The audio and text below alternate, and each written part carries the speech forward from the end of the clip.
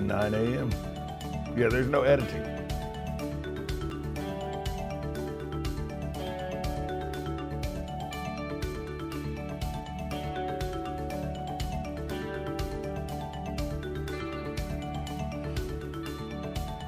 Hello. Good morning. Welcome to Common Sense with Tom Schmitz. If you're seeing the Common Sense logo over my face and can't see me real well, that's because it's still, oh, there it goes. Now we're good. I'm your host, Tom Schmitz. I'm glad you joined us for our community show. We're almost a week into this and the fun is just beginning, especially with our guest today. But before I get started, I want the audience to know that the views expressed on this program are those of the host and the guest only, and in no way reflect the views and opinions of the CEP, the City of Ocala, or Marion County. Just a note about the background. As you can see, there's a mural that is still under construction. A very gifted artist, Rebecca Harvick, is working diligently on bringing the great sights of Ocala to the wall. On today's show, my guest is Sue Mosley, the chairperson of the Ocala Christmas Parade. Before we get to our guest, let's talk about Christmas in Marion County. Remember, there are many locations that are participating in this year's Toys for Tots drive that is being hosted by the United States Marine Corps. So check out all the locations. All you have to do is see the Toys for Tots box, bring an unwrapped gift, still in the package, drop it in the box, and you'll help some deserving, less fortunate child in our community. Also, the many charities in our area, Interfaith, Brothers Keeper, Salvation Army, to name a few, can always use your support around the holiday season. That's the great thing about Marion County, is we're a very, very giving community. With that, let's bring out our guest, who at this time of year is a very giving person herself in her time and commitment to Ocala. Sue Mosley, chairperson of the Ocala Christmas Parade. Good morning, Sue. Good morning, Tom. Thanks for having me. So the Ocala Christmas Parade is 12, 13 years in the making. How many years? What is it's only been around for just a few years. Yeah, it's new to the community. No, that it's been a mystery for many years as the parade committee has evolved over the years, from Silver Springs handling the parade. Teresa Castro originally started the parade. Then the old Ocala Marion Chamber of Commerce handled the parade, and the last 21 years it's been handled by the Friends of the Christmas Parade, which is made up of a committee of people that have been on it for 30, 35 years. So we never really had the correct number, and the number of which year this parade was. And the irony of it, 2 years ago I was doing a similar interview with Kevin Christian about the parade, and I threw out that it was the 42nd annual Marion County Christmas Parade, and I immediately got a phone call from a dear friend, Stanley Molliver. Bless his heart, and he said, I saw you on TV and I just called to tell you how wrong you are. So I said, all right, Stanley, please take me to school and correct me. He was the original chairperson in, what did I just say, 1956? What number did I just see? Again, I'm dyslexic. 56 or 57. 56 or 57, and he was the original chairperson for the Christmas parade, and it went around the square, the downtown square, and it was done by the Downtown Business Council then, or whatever they called themselves. And he was very proud to tell me that, it was almost 60 years in the making. So this year, according to Stanley Molliver's history, and I believe is correct, it is the 59th annual Ocala Christmas Parade. 59th annual. So next year will be 60 years. Which is about 28, 29 years older than Sue Mosley. So it's amazing that it's been around that long. I wish. Now, Sue, tell people what the Christmas Parade is. First off, to some that may not be here, I know 70,000 people will show up, but what is the Christmas Parade, and how did it, give us a little history on how it evolved from walk around the square to now starting at the McPherson Center? Mm-hmm. Well, there's been a lot of dedicated people like Stanley Molliver and Phyllis Ham, and I don't want to leave anybody out. I'm sure there's been a ton of people that are well known still to this day in this community that have worked on this parade. And the people that do work on it really have a passion for it. So, like myself and the few people left on my committee, and my committee's getting smaller and smaller because everybody's getting older and older, and it's harder to come by people who actually can volunteer for a year to put this parade together, because I will start next year's parade January, the third week in January. So, it's a long 12-month process to bring together an event that encompasses 70,000 spectators and over 8,000 participants.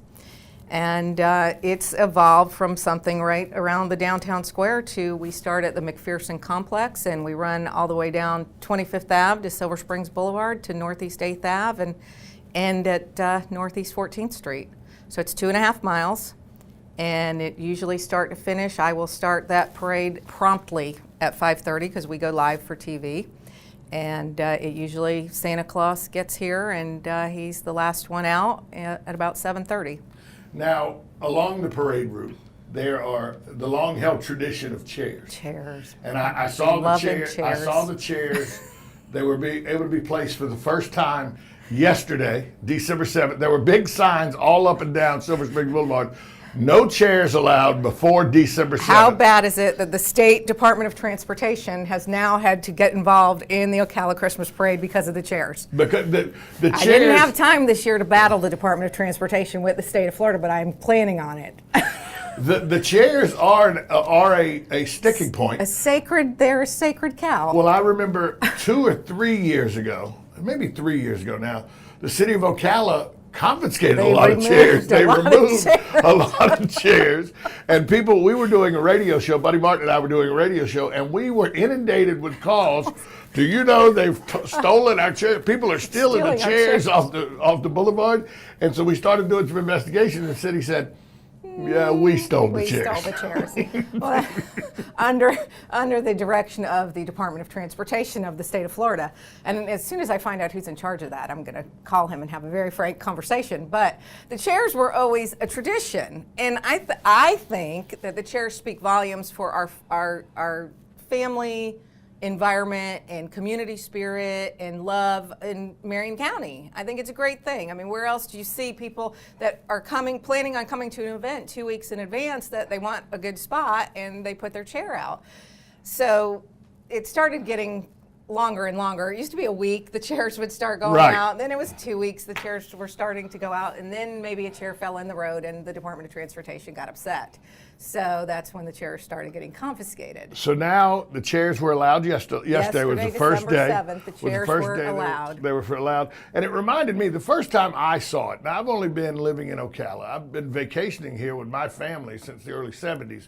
We would come from Jacksonville to take in the greatest attraction in the state until Disney built Disney World, Silver Springs. And then we'd do Six Gun Territory. So we'd stay at the old Holiday Inn there across from Silver Springs, go to Silver Springs, Six Gun Territory. So I've been in and out of Ocala since the early 70s. I've lived in Hawthorne for 20 plus years. So I was in Ocala quite a bit, but I've only lived here for 10 years now. And the first time I saw the chairs, I was like, what the hell is going on with these chairs? And somebody said, oh, that's for the Ocala Christmas Parade. And I was like, okay. And the only thing I can draw a parallel to, but it only happens day of, is if you've ever been to the Masters golf tournament, you go set your chair wherever you want to set your chair, and then you leave it and walk off and go to the golf tournament. You go watch golf all over the course.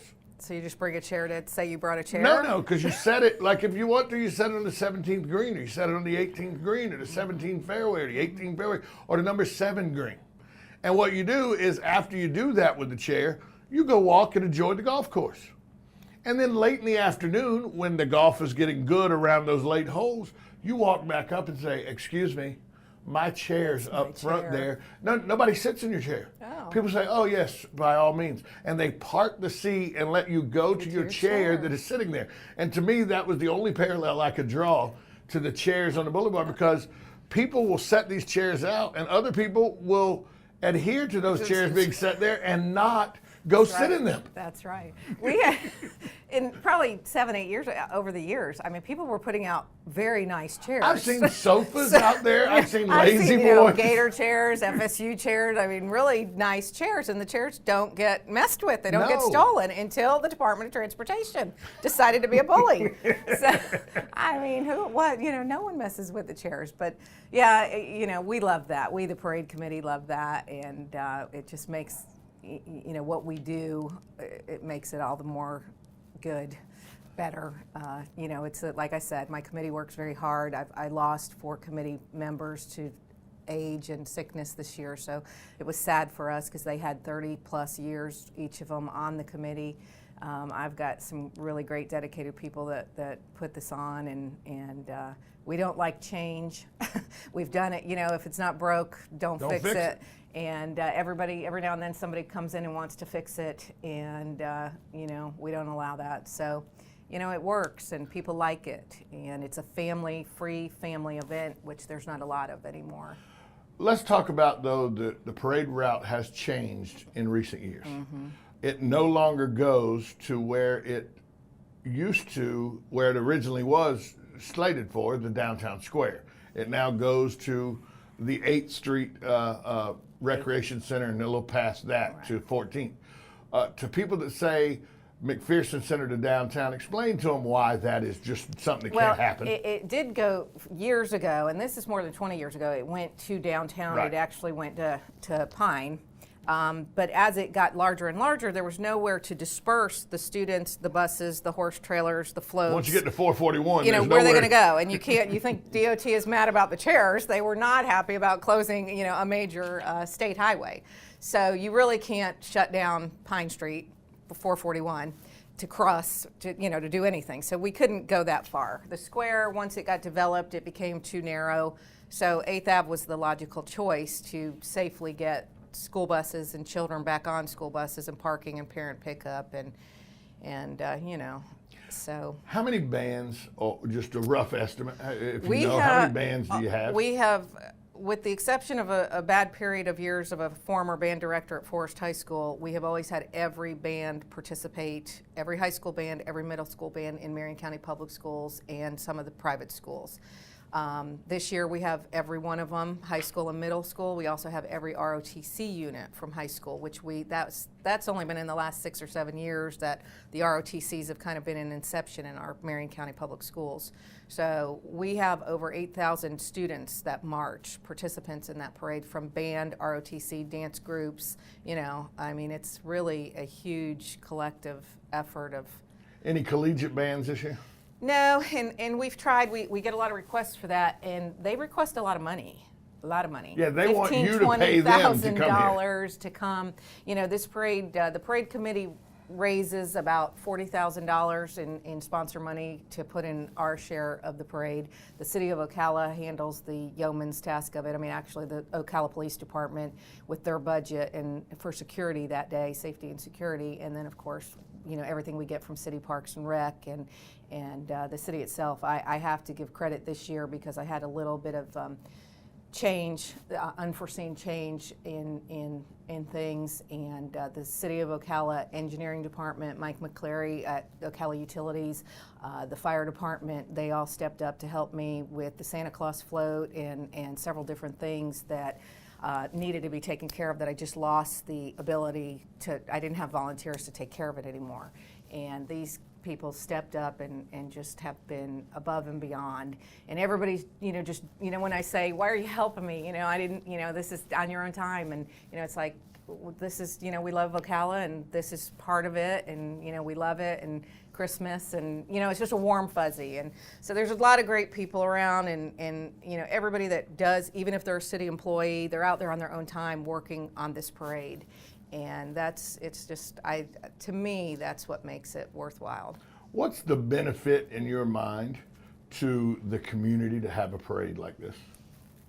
Well, from a political standpoint, it's a staple of this community. We hold the honor to, I still believe, as the largest nighttime Christmas parade in the state of Florida. Walt Disney World used to recognize us as that and send us Mickey and Minnie every year. So, that if so now I can get behind that. From a marketing perspective, it speaks volumes to people that what a wonderful community event. And we talked about other cities and smaller towns that have parades. This parade cannot compare to that. This is an elaborate event. It's not a few, cop cars and a few ponies and it's some kids waving going down the street. You got 8,000 people performing. It's not a fire truck with people throwing candy off. It's not, a little where you got, a few people scattered on the sidewalks waving. You got them 12 deep and their chairs have been out for 2 weeks. So on a 2.5 mile course, route, thick, yeah, So it's a huge event, and I think, the CEP and other areas should market it that, we have that's a wonderful community, family. I don't know of any, and being from the Jacksonville area, we had the Jacksonville Christmas Parade, and it was in downtown Jacksonville, but Jacksonville's such a spread out city that it was something we knew happened, but I don't ever remember going to the Jacksonville Christmas Parade. The first Christmas parade I ever attended, and it's one that I will MC for the 12th time this year, the Hawthorne Christmas Parade, is exactly what you're alluding to. It's 4 or 5 fire trucks from the volunteer fire department. It's the high school band.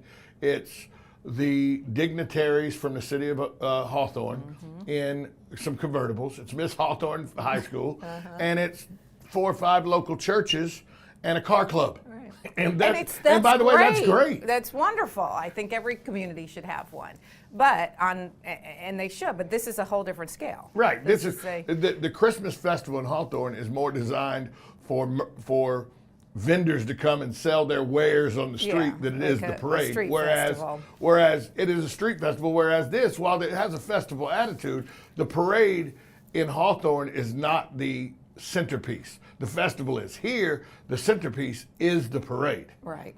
I'll tell you a story. I had gotten in my head years ago that I wanted the Oscar Mayer Wienermobile to be in the Christmas parade because nothing says Merry Christmas like a giant hot dog.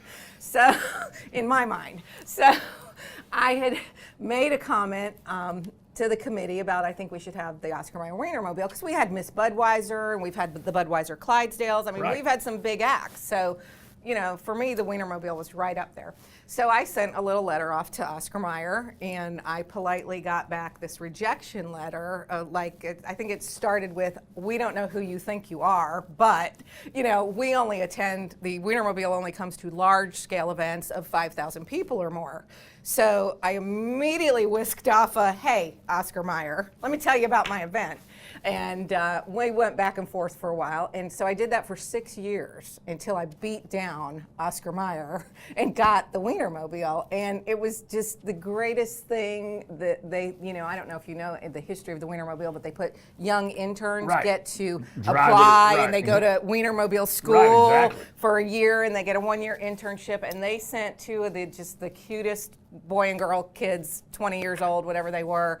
And those kids were great. And I mean, they went down that boulevard and had the crowd just crazy going. And, it was a good time. And everybody at McPherson, they let everybody go through the Wienermobile. And it's an awesome thing. So that's been 7 years. And they scolded me and said, maybe check back with us in 7 years. Stop bothering us every year. So next year will be the 8th year. I'm going to start tomorrow bothering them at Oscar Mayer because I want the Wienermobile back. Now, during the parade, because the parade route starts filling up early in the afternoon. Yes.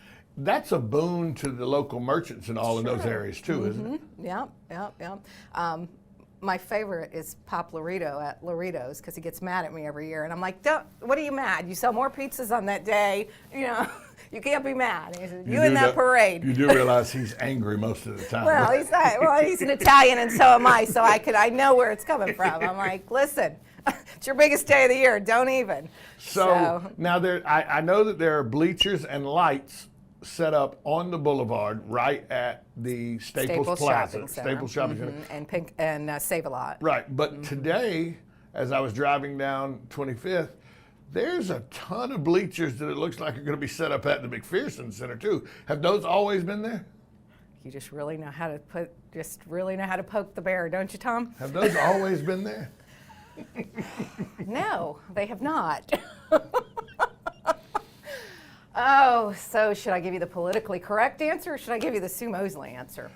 It's up to Sue Mosley. Sometimes things happen and people think they're in charge of things and they know what's going on and somebody asks a question and they answer it and say, sure, that sounds great. And then they don't check with anybody and the next thing you know, somebody's having a fundraiser within your fundraiser.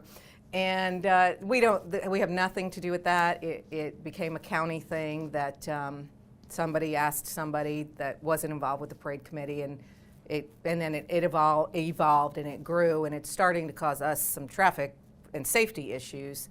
But yes, those are county bleachers. Just in my opinion, they seemed a little ill-placed. That's just how I looked at it, being that that's the head of the parade. I will give the pros and the cons about that. You don't really see a moving parade when you sit there, so I guess that's kind of a con, but you do see the beginning stages, which we're actually doing a documentary this year, filming the beginning stages of how the parade actually comes together and starts, and there's a lot of excitement, with law enforcement and the fire trucks and, all the bells and whistles. It's an exciting thing to see in the beginning, but that's all you really get to see. So here's the burning question.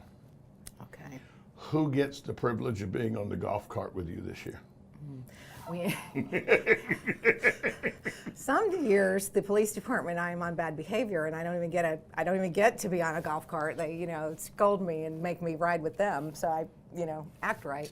No, I'm kidding. I am vying for that seat to be filled by my little 6-year-old grandson, Colton Cruz. His sister dances in Nutcracker. My grandchildren and my children have never seen the Christmas parade, ever even participated in it, because my daughters were always dancing the Nutcracker, which conflicts on the same day. Right. So my granddaughters and my older daughter and her husband are all dancing in the Nutcracker once again, 35 years later. And my grandson is the only one not a dancer, so I'm hoping that he'll get to ride in the golf cart. I've been told the best seat in the parade is next to Sue in the golf cart. That's what I've been told. That is true. It's a good time. It's fun, but yes, it is the best seat in the parade. I'm very privileged. I'm very blessed. That's, I'm just grateful that I still can do this, and I'm still asked to do it every year, and I haven't offended too many people with my trying to keep things safe. That's my main goal. People, you and I can joke around, and you know me very well, and I say things, and I'm a hot-headed Italian. I don't mean anything by it. Just like we were talking about, people who get their feelings hurt very easy. Yes. I just have a job to do, and I have responsibility of keeping a lot of people safe. 70,000 people and their safety is important, and as the chairperson of the parade committee, I would think that is, when you look at the board, whatever it is y'all use every year that you put up to start your bullet points, I would think safety is in big red letters is the first thing. We work very closely with the Ocala Police Department, and I like to say that, I am in charge, but truly we err to the police department at all levels. I never make a decision without consulting with them first, whoever the major is in charge. This year it's Major Mike Balkin and Mike's a great guy, Captain Louis Biondi, and they're awesome people. They've done the parade for several years with me, and we work very well together. So I make a lot of jokes and I laugh and I tease, but safety is our prime example, and a lot of people want to get upset about things, but when you set up bleachers that we don't know about, and all of a sudden you're VIP parking 400 people in an area where I've got 5-year-olds being dropped off by mom and dad, I don't know, you're going to get a little attitude from me. Surprise. You're going to get a little attitude. That is the Ocala Christmas Parade. It is this Saturday, 5:30 sharp. Yes. It starts, goes up 25th from the McPherson Center to Silver Springs Boulevard, and then west on Silver Springs Boulevard to 8th Avenue, and then north on 8th Avenue to 14th. I got the parade route pretty good in my head. You do. I'm thinking, oh, that, yeah. Well, we're almost done, but before we leave, I need you to take off your parade hat. Okay. And I need to talk to you because you are very influential in making sure that candidates answered to what they said they would try to do in the campaign that just finished. Are you happy with the way the election season came out and happy with the contribution you and your group were able to make towards the election process? Well, my group that you're referring to is the Marion Coalition for Effective Government, and we started this year where we wanted to groom good candidates to run for office and hold them accountable for what they said on the campaign trail. All of them have just kind of gotten their feet wet and gotten sworn in and gotten started. So far, like the superintendent of schools, Dr. Meyer, she's doing a lot of, Boots on the ground is what the paper said. She took off. I mean, she kind of even surprised me. So, I'm very impressed with that. And, the county commission is just kind of getting started. And, we'll see, some of these newer ones, as a former politician, I was told by some politicos early on, now that you've been elected, keep your mouth shut for a little while and learn before you talk. And that was probably the most valuable information or advice that could ever be given to me. So I wholeheartedly pass that along to new county commissioners, because it is a large learning curve, and a lot of, this goes for anything, and we make a joke about it in the parade committee. You bring a newcomer in and they go, we should bring the parade back downtown. Well, there's reasons why you can't. And just because it sounds like a great idea doesn't mean it's the right idea. So to just talk, to hear yourself talk, to make yourself look like you're earning your paycheck, don't do that. We don't want to see that. Learn and then advise. We'll have Sheriff-elect Billy Wood will be on the show next Monday at 9 a.m. I want to thank Sue Mosley, the chairperson of the Christmas Parade, for coming in today. Much success to you this year and many years to come. We're going to keep you around as the chairperson for a while? I don't know. Every year's a gamble. Sue Mosley with the Ocala Christmas Parade. Before we close, I want to give you a little update. Tomorrow's show, we'll have Pamela Calero. She is from the Riley Art Center. She will be here talking about the Riley Art Center and why it is important to have that kind of culture in our community, that kind of cultural meeting place in our community. So we'll talk with Pamela Calero tomorrow morning at 9 a.m. Also, remember, if you got a giving heart, which I know most of you here in Marion County do, make sure you get in touch with Toys for Tots or Interfaith or the Salvation Army or Brothers Keeper or any of a number of charities in the area to help the less fortunate during these holiday seasons. Or if you know somebody in your neighborhood or somebody in your inner circle that may need a little hand with Christmas, remember, pride sometimes doesn't make them ask for help, but if you can recognize they need help, do the right thing as a human and help them out. That's how I see it. For Sue Mosley, my guest, and for my production crew led by Brian Morgan behind the scenes, I'm Tom Schmitz. Have a great morning, everyone.